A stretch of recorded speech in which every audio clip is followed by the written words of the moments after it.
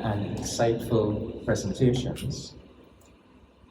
The fragments reveal the whole, the archipelago as creative space. I presently have a booklet with the printers. I was hoping to get it in time to bring it, but the title is Affirmation of the Darker Brother, the Case for a Caricom Sense of Equality with the USA and Canada. So it's making that argument. But it goes into the fact that, and I quote here from the text, that there can be no doubt that we citizens of the Caribbean community are indeed the possessors of a valuable civilization, which has the potential to develop into a beacon of creativity and humanism to the rest of the world. Indeed, we have been the creators of unique social inventions in virtually every sphere of human endeavor, and particularly in the spheres of religion, politics, art, sport, and economic theory. And I go on just to itemize this. Our indigenous religious heritage ranges from Haitian Voodoo through Trinidadian Shango, Jamaican Pocomania and Rastafarianism, Surinamese Winti, the numerous Afro-Baptist and Afro-Protestant churches so prevalent in the Eastern Caribbean, to the Santeria of our Cuban cousins. In politics, our heritage includes Toussaint Louverture and the ideology spawned by the Haitian Revolution, Marcus Garvey and Garveyism, George Padmore and his militant anti-colonialism, Black nationalism, Pan-Africanism, Stokely Carmichael and the ideology of Black power. And I got in music, steel drum, the calypso, the reggae, spooge, cadence, tuck, zouk, numerous varieties of folk music, conga, salsa, merengue of our Hispanic Caribbean compatriots, Bob Marley, Mighty Sparrow, Lord Kitchener, Jimmy Cliff, Eddie Grant, Rihanna, Mighty Gabby, our dance, Earl McBurney, Pearl Primus, and I can go on and on, right? I can go on and on, making the point about the remarkably fertile and creative cultural space that the Caribbean is.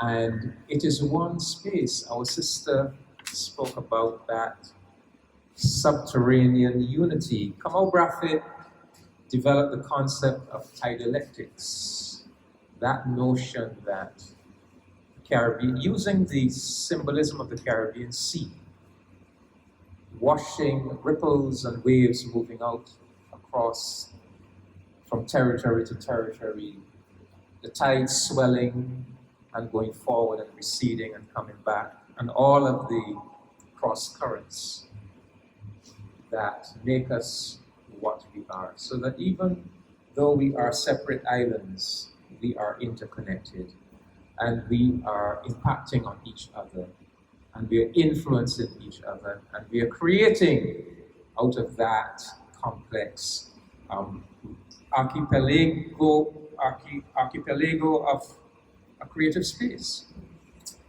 And we need to give some thought as to what is responsible for that creativity. Where did it come from? And this is what I want to explore a little bit. And yes, on one level, just as we have that dialectic interrelationship of territories, we have that interrelationship of ethnicities, the Native American, the indigenous people of the Caribbean, the African, the European, the Asian, that all inhabit our space. That's one source of it. But I want to focus on the African majority of this region. So we are going way back to the Middle Passage and those slave ships that brought our ancestors across the Atlantic. And our ancestors brought themselves on those slave ships. They came with themselves. They came with their personalities. They came with their psyches, with their inbred notions of spirituality. They came with their own sense of identity. And they were deposited in, as I said the other night, these locations of barbarism, where they had to resist the oppression. They had to hold on and protect their intrinsic humanity, and they had to try their best to recreate a social space that made living meaningful and humane. And out of that, if there's an element that we can find running right through our culture because of that history, is the Caribbean people have a longing for freedom. Our entire history has been a longing because we were enslaved. Our entire history has been characterized by a longing and a struggle for freedom. A longing and a struggle for freedom. And even after slavery was abolished, our historical oppressors came with additional impediments to hold us back. Even in the post-emancipation period, a longing and a struggle for freedom. And if you examine our arts, if you examine our music, infuse our dance, is an expression of freedom, is a searching for freedom, is an instinct not to be trapped within any confining structures, whether of the dance, of the movement of the body, or of the music. It's a search, always a search for freedom.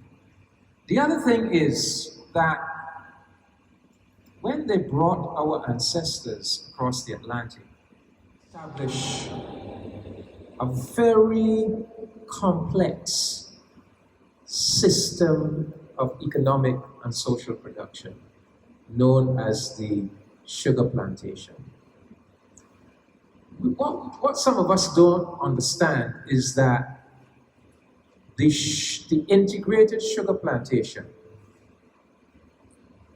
the fields of cane, the windmill to grind the cane, to produce the cane juice, the sugar factory or boiling house, that cane juice is then taken into the boiling house and put through various heating and chemical processes to crystallize and produce molasses, and that is then cured to produce sugar, to produce the byproduct called rum. 1640s. This is the first industrial enterprise. Europe had no factories in 1640. The first factories, the beginnings of Europe's industrial revolution, are to be found in islands like Barbados and Jamaica and St. Kitts and Antigua. And the historians tell us this notion that enslaved Africans were simply hewers of wood and drawers of water is not true. The people who ran those early industrial enterprises, the carpenter, the blacksmith, the cooper, the wheelwright, the boiler, were Africans, were enslaved Africans. And many of them actually brought their skills with them, because the historical evidence has demonstrated that the number of continental Africans then, not the Creoles who were born in the Caribbean, Among, let's say, the class of carpenters, there was a disproportionate number who were continental Africans, meaning that they brought these skills with them. So, as I said, our people, they came across the Atlantic with themselves, with their skills, with their knowledge, with their capacity. And I think something that we don't quite realize is that from the 1640s, we were a proto-industrial proletariat right here in the Caribbean. That plantation system was a very complex economic and social enterprise. And it called for a certain capacity to run it, to run those sugar factories. So the Caribbean people are not an ordinary people. They are people who have come through centuries of complex social and economic arrangements that has produced a certain capacity in the Caribbean people. And that is why when you look at the Haitian Revolution, how they were able, the capacity it took for these enslaved Africans to be able to organize themselves into armies capable of defeating the greatest armies of Europe. The people had an innate capacity, a lot of that crafted in the fact that they, for centuries, they ran a very complicated economic and social enterprise. In Barbados, by the 1675, the enslaved in Barbados had organized an island-wide slave conspiracy with organization on plantations all across the island. That isn't done by a simple-minded people. That's a people with a highly advanced social capacity and social personality. And the building of the citadel in Haiti, people just out of enslavement, how are they able to build one of the wonders of human architecture, the citadel on the mountain?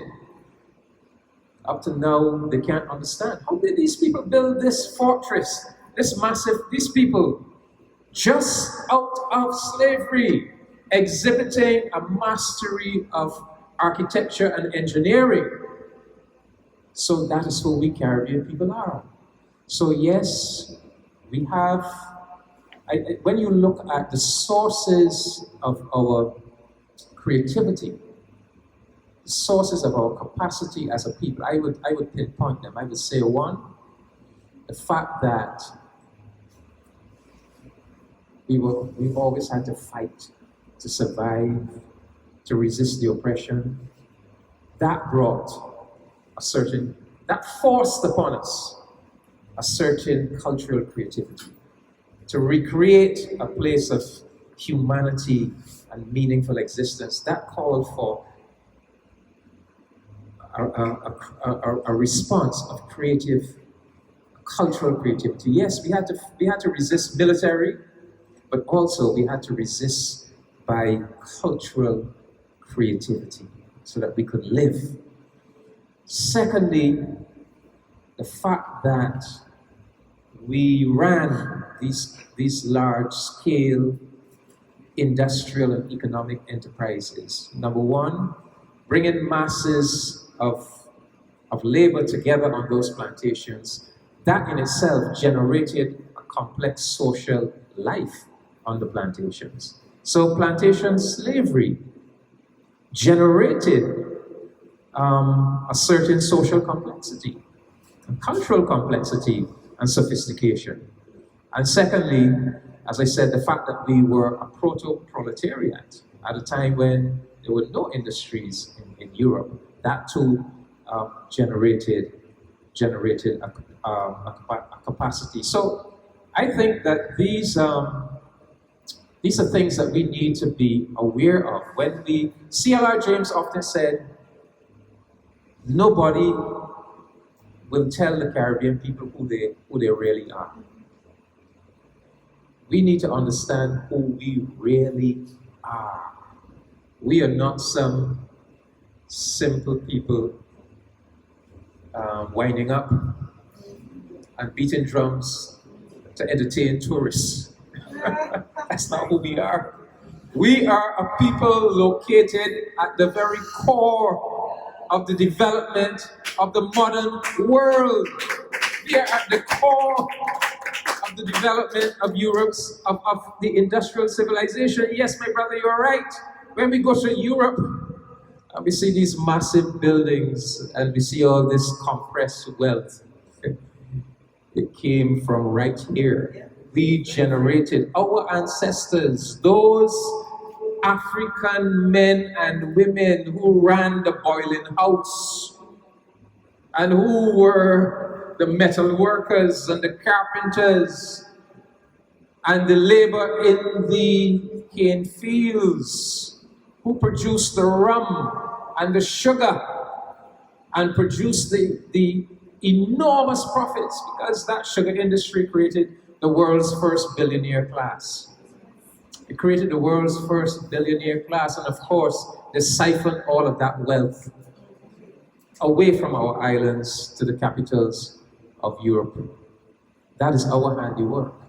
That massive, wealthy industrial civilization, that is our handiwork. So I just want to end by saying that